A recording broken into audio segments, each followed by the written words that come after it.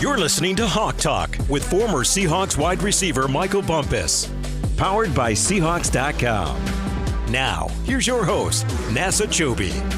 Welcome into another edition of Hawk Talk. The Seahawks coming off a thrilling 18-16 victory over the Indianapolis Colts. Bump. It doesn't matter if that's not how you drew it up. Hey, don't matter. You got the W. I don't care if Jason Myers had 6 field goals. Nah. I don't care about it because it's a win. Hey, they pay him to kick them, so you might as well make them. All of them. I mean, I prefer extra points out of Jason. He's great, you know what I'm saying? But, like, he did his thing, and listen, Sunday, again, like I said, it wasn't what you draw up. You got a 44-year-old Philip Rivers coming in Lumen Field, has not played a down of football in 5 years, 1,800 days, comes in there, and he hasn't been competing. Yeah. No offensive touchdown for the Seahawks, 2 of 13 on third downs, but they found a way to pull out a tough, hard-nosed victory, and that's what it's all about in December. Yeah, man. The Seahawks are now 17-5 their last 22 games, which is tied for best in the league. And the Hawks are 11-3 and have everything to play for this Thursday night. We got a big one.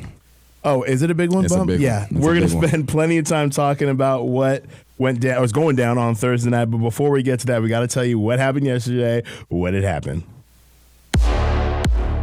See, what had happened was on Hawk Talk. There's a reason you play the games, Bump. There's a reason. And we found that out. NFL, not for long. Anything can happen in this league. Phil Rivers comes off the couch, and he's ready to play. And honestly, Bump, he looked a lot better than I thought. I knew he was going to be right mentally, and he got them into situations. Don't get me wrong. He didn't look like Matthew Stafford or Sam Darnold or Aaron Rodgers, any of those people. But he came out there, he gave them a chance to win, and he actually played decently, I thought. Yeah, you could tell he's lost some juice in the arm for sure. But, man, he put them in a position to win a ball game, and that's all you could ask for. There was a time where they thought they won that ball game, was celebrating on the sideline. But the game, it wasn't full offense, right? In the first quarter, both teams traded punts and then traded field goals. The next 2 drives were in punts as well. And then the Seahawks had a drop pass. You never see that from our guy. No. I mean, it was uncharacteristic that the type of play we're not used to seeing. That drive you're talking about, you had a drop pass, you had a penalty, you had a sack, and it was a negative 5-yard drive. The Colts were really, how that game started, they were winning the field position battle early on, and they continued to do that throughout. They would get a field goal, they made the score 6-3 early on. The Hawks would answer after, 3 and out. Or they would answer with a 3 and out, Colts, they don't have their best drive of the game. The only touchdown we saw, Bump, it was a 10-play, 58-yard drive that ended with Philip Rivers connected with Josh Downs for an 8-yard touchdown that made the score 13-3, which was crazy because I think I turned and told you this in the booth. That was the biggest deficit since the Seahawks lost to the Rams before that. And the only time we got to see Uncle Phil doing his little celebration thing, and I was like, I wasn't expecting to see that, but big ups to them. They get to coach their players, and they came out ready to go. Yeah, it was a good play. Caught him in man, had Josh just dragging across the field. So, they did their thing. But the Hawks would answer with a field goal as time expired and would go into the tunnel trailing 13-6, something that we're not used to. The Hawks would then kick another field goal to start the second half, making the score 13-9. This was only possible because of fourth down conversion from A.J. Barner. AJ's putting together a nice little season this year. No question about it. I mean, you might not have the crazy numbers that Trey McBride's having over there in Arizona, for example. Obviously, AJ is a part of a different thing going on. Obviously, the Seahawks are 11-3, the Cardinals 3-11. But anyway, no, I love what we're seeing from AJ Barner. That was a huge play. Made that 13-9. Next 3 drives, those end in punts before the Seahawks would have their best drive of the day, going 8 plays, 63 yards, settling for another Jason Myers field goal. That made the score 13-12, still trailing. And the Hawks will force a punt to get the ball back and go 82 yards in 11 plays, but stalled out in the red zone, selling for another field goal. There's a theme here. Taking the lead, 15-13. Colts, so Bryce Groupie, he gets out there, and this is what you referenced a second ago. He kicks a career-long 60-yard field goal, and he's hype. Steichen's hype. Everyone's hyped on their sideline, and rightfully so. They're playing one of the best teams in the NFL on the road, down inside a minute, and they just kicked a 60-yard field goal to take the lead. They go up 16-15. But here's something that Mike McDonald should get more credit for across the league. His game management skills. Every time you look up at the scoreboard, fourth quarter of a game, you know what happens? Seahawks have all 3 timeouts. And then this was a big discussion last night, and while it was going on, people were like, why is he taking the timeouts? Presence of mind. Okay. the way kickers are going this day and age, that's not that hard for them. Right. So we need to make sure that there's time for our offense to get down the field and have a chance to score at the end of the game.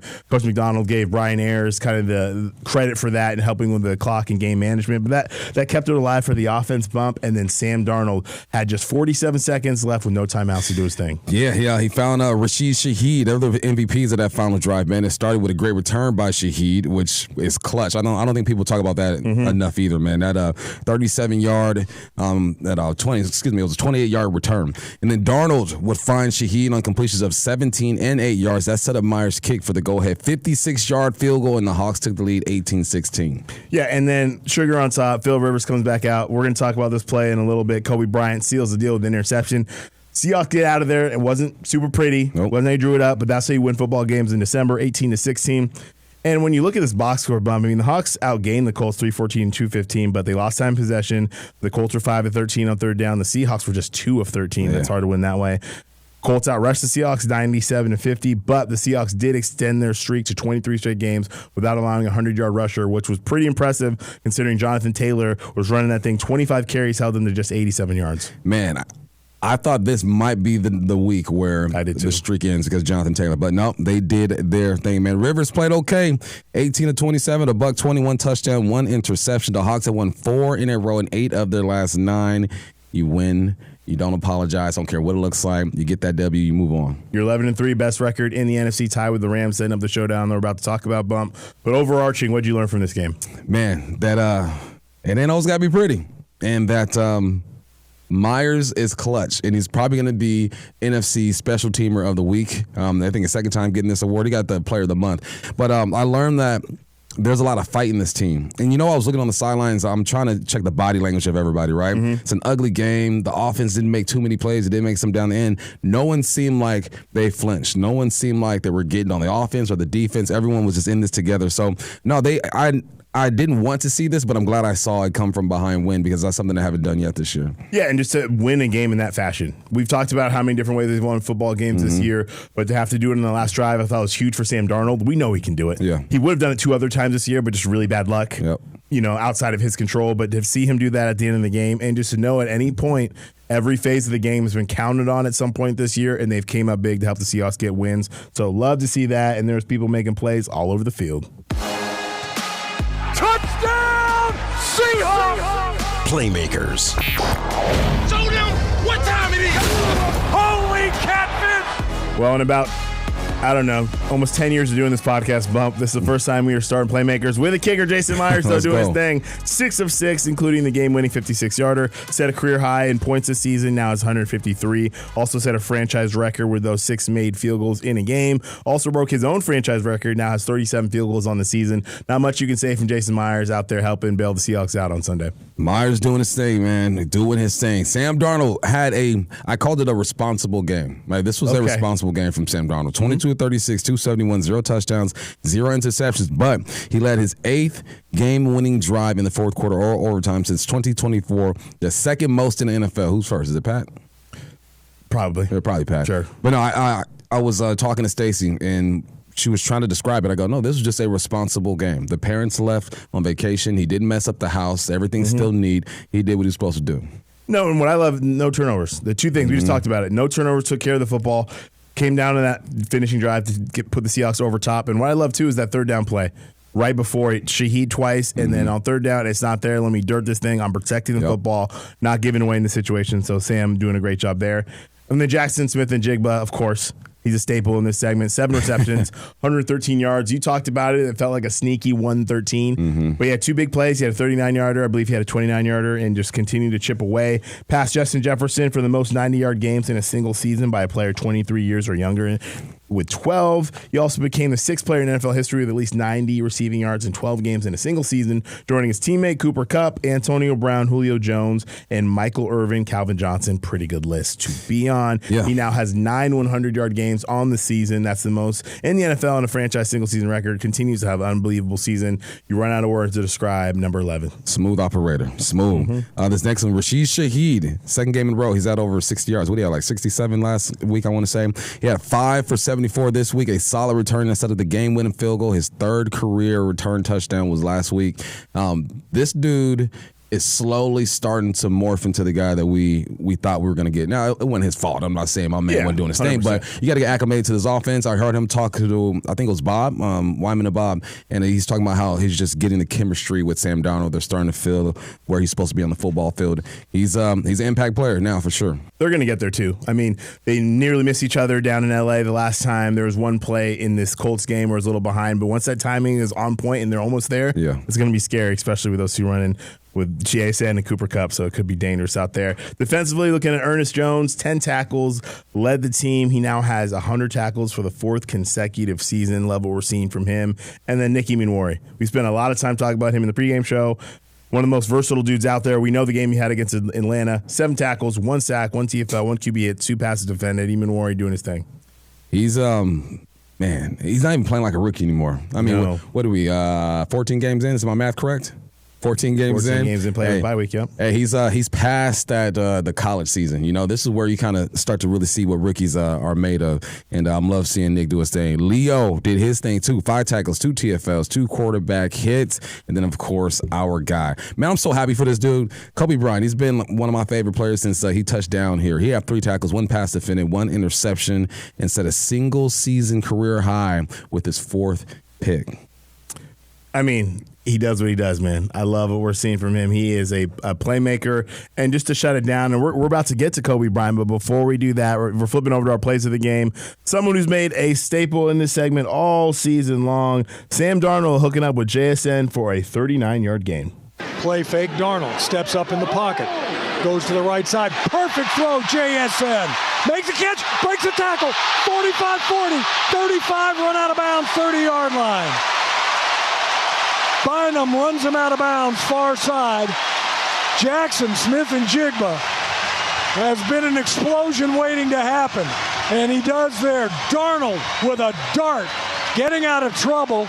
He spins off a tackler. Does JSN, goes 39, picks up the first down. Seahawks in Indy territory. JSN 7 catches, 114 yards. All right, man, you got JSN. I believe that's Rashid Shaheed stacked to the right of Sam Darnold. You just got a little zone, man. The guy outside, the furthest DB outside is going to drop into the zone. The guy inside is going to drop into the flat. Then the safety over the top. You're pretty much going to high-low that safety, make him make a decision, right? And now you got the running back coming out the backfield. That's going to pull a defender with him. I point all this out because it just shows how spacing works in this whole deal, right? You got Rashid who's going up high. You got JSN down low running his speed out. And he sits it down. I wonder if he sits it down or the throw sits him down because Sam Darnold feels that outside defender. Either way, it works out. But Nas, he catches the football, yards after the catch. But what's more impressive to me, this is Sam Darnold stepping up in that pocket, right? You got Abe doing exactly what he's supposed to do. Your guy wants to get too far vertical. You wash him down the field. Sam steps up, 2 hands on the rock, and then rolls to his right side and just throws a dart. I want to say Sam set him down because he felt that DB over there. But great play. Yeah, you nailed it all in the head right there. Abe Lucas talking about, he's also defending their best pass rusher, in my opinion, Latu, who was a problem all day long. So that's a great thing there. And Sam, his eyes, they never drop down at all. You know, Charbonnet's there in the flat, that drew defender. If he throws the Charbonnet, it's probably complete, but Charbonnet's being tackled immediately. This is a huge play in the game. Go ahead field goal. So love what we saw from Sam there, keeping his eyes up down the field. And then Jackson Smith-Njigba, you're doing that on your own. That's a linebacker in a corner, lulling them inside. And if you're a coach, you're like, man, you know he wants to get back outside. I can't tell you as a defender how many times you've been yelled at when people are like, why are you going inside? He wants to get back outside. But guys like JSN or that, just smooth operator, like you mentioned, that kind of wiggle. And those are just game-winning plays. Good football team make plays like that when they need to in the clutch, and that's what happened. JSN, Sam Darnold been on the same page all year long doing their thing. Now, we talked about it. This kind of put the icing on the cake for the Seahawks get this dub. Kobe Bryant picking off Phillip Rivers. Taylor in the backfield for Rivers. Takes the snap. 4-man rush. Rivers going to throw down the seam. Going to be intercepted. And that's going to do it. Ball was high to the intended receiver. It is picked off by Kobe Bryant, and he races to the south end zone. His 4th interception of the season, a career high. The Seahawks defense, they nail it on the second to last play of the game, picking off Phillip Rivers. And that is going to do it. The Seahawks are going to hang on and win. All right, man, you got a too-high look right here, but let's focus on the formation that the Colts are in. You got trips to the left side of Phillip Rivers. I call this like an over concept, right? You got your one guy, your number 3 receiver, who's going to break around 8 to 10 yards and try to pull guys with him. You got like a skinny post that turns flat by the number 2 receiver, and then you have a dig on that side. And it's just a zone. It's a zone match, right? It's a zone, and then once all 3 get vertical, you see your defenders just kind of match up with each guy. I'm locked up here, Spoon's locked up, and then I think is that Reek up top. Reek is locked up as well. So now this is Kobe Bryant following the eyes of the quarterback and getting where he's supposed to be. Kobe Bryant needs to take Witherspoon out to dinner, all right, because he's the one who really makes this happen. But Kobe is a safety. That's why they call him safety. He's the last line of defense. You just get deeper than the deepest and you catch this football. But I mean, I'm sitting here with a safety. What you seeing from Kobe? No, 2 things. Number 1, you're finding work. Knowing time and score situation, you're starting this play about 16-yard depth. You're getting depth. You're keeping everything in front of you. You mentioned it. Witherspoon does a great job opening his hips, essentially running the route. The receiver slips down before, unfortunate for him there. And I just call that finding work. You're staying over the top. You're not going to get beat in this situation, right? And you're just finding work. You're where you're supposed to be. You run towards the football. Good things happen there. And the other thing I noticed, too, is this was one of the few situations the whole game where the Seahawks forced Phillip Rivers to have to push the ball down the field. Obviously, it's a time and score. They have to get it right now. There's only X amount of time on the clock. And this is where that's where it didn't look that great. Yeah. Phillip had to step into his throw there. And I love what we saw from the defensive line. Yes, sir. Right? It's a nice little stunt there. You got Boye Mafe and D-Law working with each other right there. And they make him get this ball out right now. He might want to take another beat. He does not have time because DeMarcus Lawrence, Boye Mafe creating pressure right there. And then again, Witherspoon, great job making that ball be elevated. Kobe Bryant doing his thing, catching the football, and it all works out, baby. Yes, sir. Team defense. Let's go. This team is playing great football, and Bump, that takes us to who the Seahawks are about to play. We've been talking about this all year long. We've been waiting to be able to talk about this game because it's finally here. Yep. Seahawks taking on the Rams. As we get to that matchup, what's on tap? What's on tap? Los Angeles Rams, division rivals, 11-3, first place in the NFC West. Wins over the Texans, Titans, Colts, Ravens, Jags, Saints, 49ers, Seahawks, Bucks, Panthers, Cardinals, Lions. Only losses this year to the Eagles and the 49ers. That Eagles game, that was a block kick, run back for a touchdown to end that one. San Francisco, I don't remember how that game finished on the top of my head, but I remember it was a little sloppy there. Either way, the Rams, we know what it is. Seahawks have played them before this year. And after a crazy loss to the Panthers, which is great because I set this matchup up with dueling 11-3 records. They lost to the Panthers, but they came back. They bounced back strong. Yesterday, Bump, they hosted the Detroit Lions. Yeah, man, this game was important for both teams, especially the Lions, who are now 2 games back of Chicago. Surprise, surprise, Chicago over there balling doing their thing. They're fighting for a wild card spot, so they needed to have this game. Unfortunately for the Seahawks fans, they were unable to get that done. We were all Lions fans yesterday. After missing a field goal on the first drive, Aiden Hutchinson came up with a big interception and ran it back 58 yards to the house. That set up a Amon-Ra St. Brown touchdown. That made the score 7-0. He didn't take it 58 yards to the house, but he took it back 58. Yeah, and it was a bounce. They jumped ahead, and I was feeling good about the Lions. Me too. I was watching very closely during the Seahawks game. Ended up being 24-17 and a half, and then Bump, it was all she wrote. 17 unanswered, and the Rams did what they did. Yeah, the Lions, they tried to make it interesting, right? Made a one-score game, but the Rams eventually bled the clock out, and they were good. Matthew Stafford, 24 of 38, 368, 2 touchdowns. He actually threw an interception. He don't do that that much anymore. Kyron Williams had 15 carries for 78 and 2 touchdowns. Puka had a day, 9 receptions for 181, and then former Seahawks Kobe Parkinson had 5 for 75 yards and 2 touchdowns.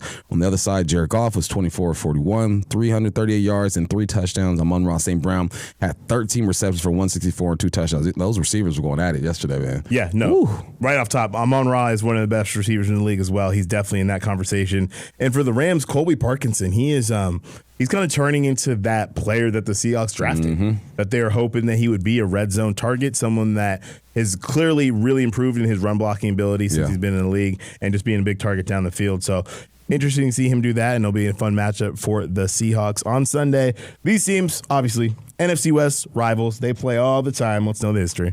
Know your history. If you include the postseason Bump, the all-time series is tied 28-28. Wow. Seahawks are 28-26 in the regular season, 0-2 in the postseason. However, the Rams unfortunately have won 4 of the last 5 ball games. Everyone remembers what happened in that first matchup, heartbreaking fashion for the Seahawks. And it came down to turnovers. The Seahawks turned the ball over 4 times, and that was really the difference in the game because if you looked at any other stat, you would have thought the Seahawks won. They outgained the Rams 414 to 249. Held the Rams to 2 of 11 on third down. Hawks had 26 first downs. They had 12. Hawks won time of possession 37-49 to 22-11. Seahawks ran 79 plays. The Rams ran 50. Matthew Stafford was held to 130 yards in a season-low 53 completion percentage. Held the Rams to 249 total yards.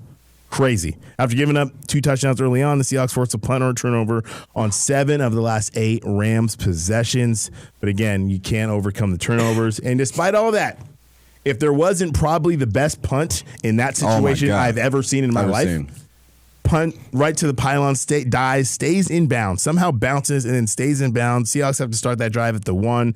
They tried to make it interesting to go 56 yards, setting up a 61-yard attempt from Jason Myers. Unfortunately, he was not able to hit that one. Seahawks lose. And it was unfortunate for Myers because he was 4 for 4 on the day leading up to it. So these teams, I mean, I left that game, I know most people did, feeling confident. Yeah. You're frustrated, but you're like, listen, we did not have our fastball today, and we should have won. Despite all of that, you only lose by 2 against that. So we knew we were going to have popcorn ready for this matchup, and we've been circled it. We've been waiting for it. It is here. It is time. But before we finish that matchup with Man Up, let's check on what's going on inside the division. What's the word? Where my soldiers at? West side. Where my soldiers at? West side. And the Seahawks are the NFC West champs again. What's the word in the West on Hawk Talk?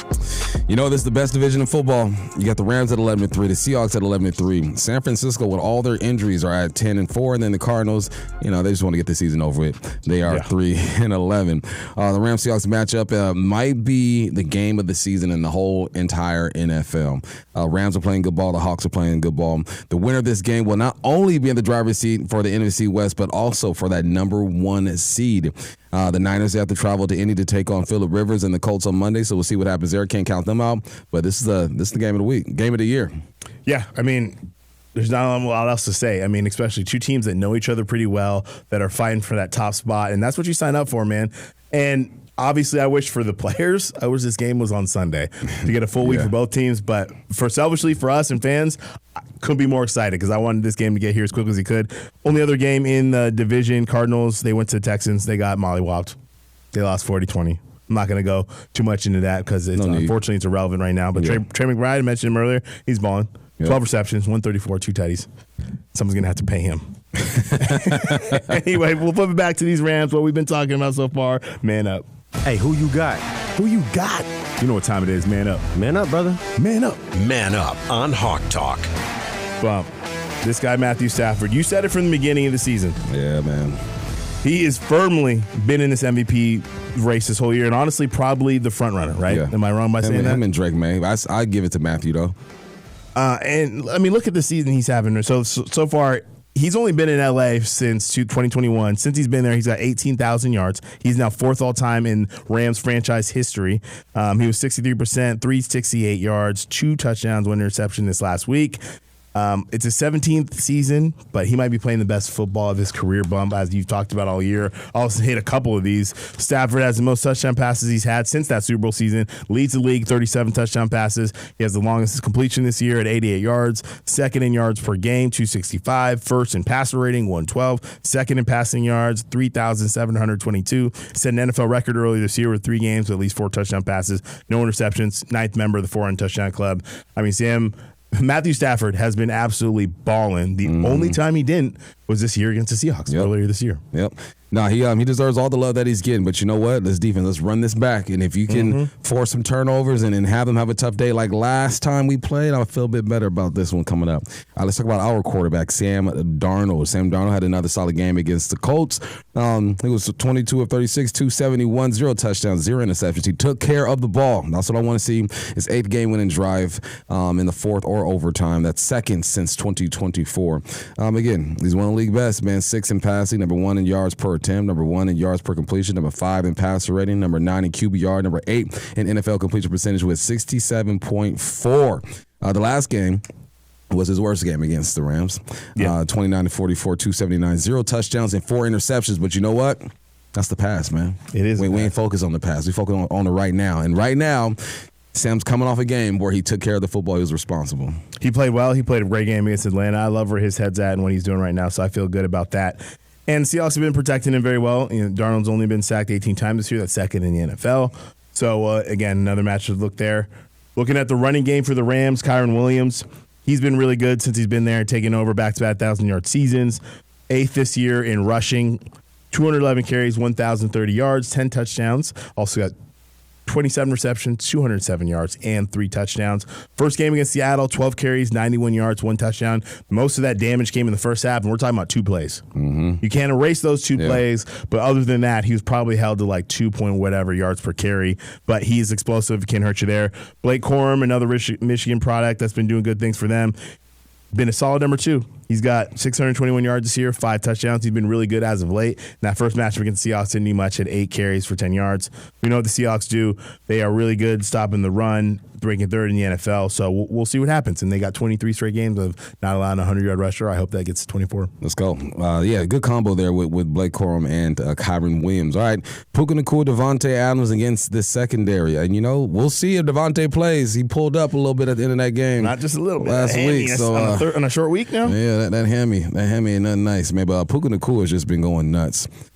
He was at UW, went to BYU, snuck on the scene at the Rams. He's the reason why the Rams are like, all right, well, we don't need Cooper Kupp over here. Appreciate your services, Cooper Kupp, for joining us over here.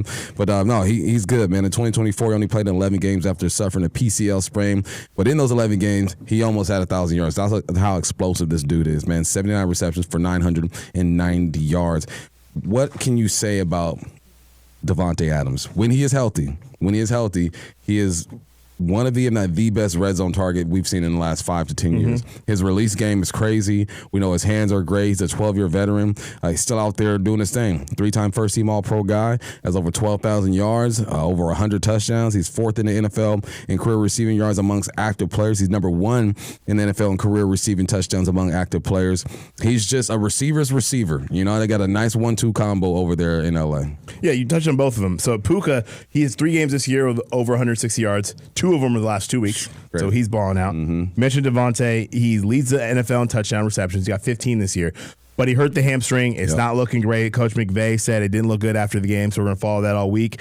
Definitely a tight turn with a Thursday game. I would be floored if he played on Thursday night, but you never know. That's why you never say never. But there's that in, goodness, between the two, yeah, you're right. In last game against Seattle, what did Devontae add? 1 reception, 1 yard, 1 touchdown. Which is, in my book, I'll take that all day long if you're a Seahawks secondary. And I can't even blame Reek for that play. Nah. Because the play before, tried to set him up, outside move. He's like, I'm not going to beat there, and then just set him up for it. Man press, man coverage, whatever you want against Devontae Adams in the goal line in the red zone. It's almost impossible. Luck. Yeah. Good luck. So we'll see what happens there. If he's not playing, it'll be about stopping Puka Nacua and rest of that passing attack. Yep. All right, let's talk about the receivers over here. We got JSN, Cooper Kupp, and Rashid Shaheed. JSN continues to do his thing. Like we said, 7 receptions, a sneaky 113. He passed Justin Jefferson for the most 90-yard games in a single season by a player 23 years old or younger in the NFL with 12. He now has 9 100-yard games this season. That's the most in franchise history. Leads the NFL in yards, leads the NFL in yards per game, leads the NFL in yards per touch. He's 5th when it comes to yards per reception. Last time we hooked up with the Rams, he had 9 receptions for 105. So far this season, he has 96 receptions, 1,500 yards, and 9 touchdowns. It's okay. It's all right, man. No, and honestly, he could have had more. If Sam had a little bit more time, there's a couple routes where he was open. Yeah. So it'll be interesting to see that.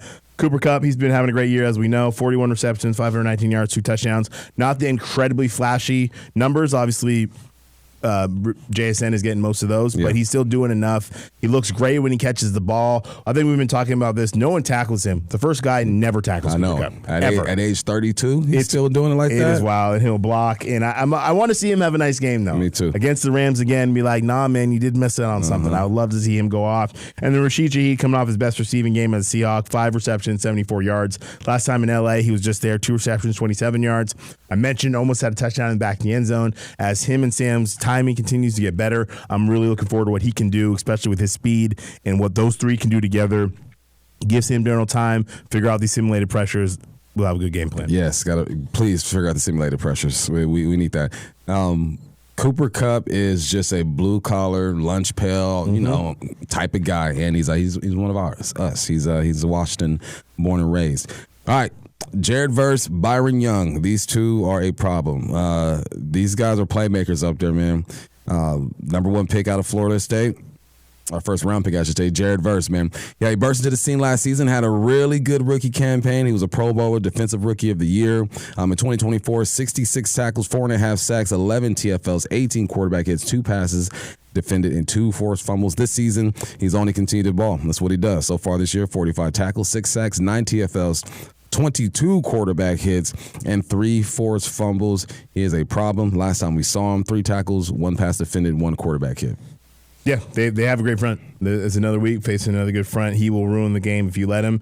And then Byron Young, he's a dude lesser known out of LA. I don't know. I mean, maybe you're not paying attention if you don't know his name, but if you don't, you should pay attention. 6 tackles, 11 sacks, 10 TFLs, 24 QB hits, 1 forced fumble. His 11 sacks are tied for 7th in the NFL. I know the Seahawks offensive line knows who the man is. Oh, yeah, they know him for sure. And there's plenty of other ones. I just called out 2 in that front 7. They can bring pressure. We saw it. We knew it happened that first game, so the Seahawks definitely have to protect Sam Darnold. Young had 6 tackles and just 1 QB hit, so he wasn't a game wrecker in that first game. So if you keep both those 2, honestly, I'll take those stat lines against players of that caliber. So really looking forward to what the Seahawks up front can do. Only allowed 18 sacks this year, so it's going to be a fun matchup. Get your popcorn ready. We're going to tell you how the Seahawks get it done on Thursday. Path to victory. At the 45, waits for the snap. Michael Dixon puts it down. That kick is away, and that kick is good! The Seahawks win! It's good! It's a path to victory on Hawk Talk. We talked about it. It's the game of the year. This game has been circled in everyone's calendar since that Week 11 loss. Seahawks have run the table since that game, winning the last 4 games. And we know in this building, the players, the coaching staff, they don't treat it like that. Every game has been the biggest game of the year. And that's not just lip service. That's not just coach speak. That's how they've treated it. But guess what? That game is next week, so it is the biggest game of the year in their minds, just like if we see it for us. Yep. We know there's major playoff implications. We're not going to run from that. That's reality. But this Seahawks team, I think, is ready to go bump. And for them to get this win, it is going to start up front. Can't take that enough and take care of that football. 4 turnovers in short fields really cost them in that first game. Yeah, man, you can't give free money. No free money to the Rams, man, because they will take advantage of it. You got to figure out a way to pick up the simulated pressures. Listen, easier said than done. Of course. Understand it. They're gonna show like they're bringing 5. They're gonna drop this guy, bring that guy. Are they bringing 5 or 6? No, it's just 4. Like it's hard to do, and I know that's gonna be a point of emphasis for these guys. And they got to start fast, man. The last 3 games the Seahawks have they've had some slow starts. You can't have that against this Rams team. No question about it, because you don't want to be in a game against where you feel like, oh man, one mistake could lose it for us. Granted, the way this defense is playing, you feel a little bit better, but you definitely cannot start against a team like that. And then defensively, get after Matthew Stafford. We know how good he is against the blitz, like historically good against the blitz. So when you take your shots, get home. And for all the other times, like this front 7 has been doing, or this front 4, get pressure when you can there. I mean, the Seahawks had him perform his worst the last time we saw him, right? So keep doing what you're doing. And then Puka Nacua. He can't have another game, 3rd game in a row with over 160. Can't have it. And be physical with him. We know he's a good runner with the football in his hands. Rally to the football. You have to tackle that dude. And you've earned this opportunity, baby. Come on now. Come on. It's for the number 1 seed. It doesn't get any bigger than this, and this is why they play the games. This is, as a Seahawks fan, this is why you root. This is why you get to talk trash to your Ram fans wherever they're at. There's not a ton of them, but the ones that are out there. Oh, I'm from LA, so yeah, there's a lot of them in my family. No, I know. And here's the thing, get your popcorn ready. These guys are going to duel it out. I cannot wait to talk about this game, to watch it, to cover it. We'll be back afterwards, hopefully talking about a Seahawks victory and what that means for the rest of the season. He's Michael Bumpus. I'm Nasser Kyobe. This has been Hawk Talk.